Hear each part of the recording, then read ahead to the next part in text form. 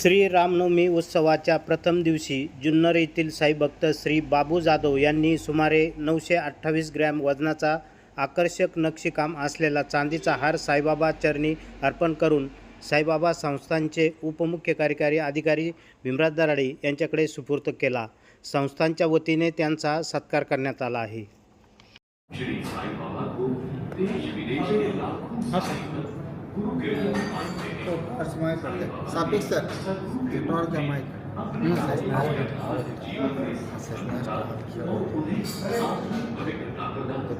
ओम साईराम। माझं नाव ओम बाबू जाधव। आम्ही शिर्डीला 2010 पासून दरवर्षी दर्शन करायला येतो। सर्वप्रथम हा जो नवस आहे हा माझ्या वडिलांनी माननीय श्री बाबा प्रभाकर जाधव यांनी केला होता।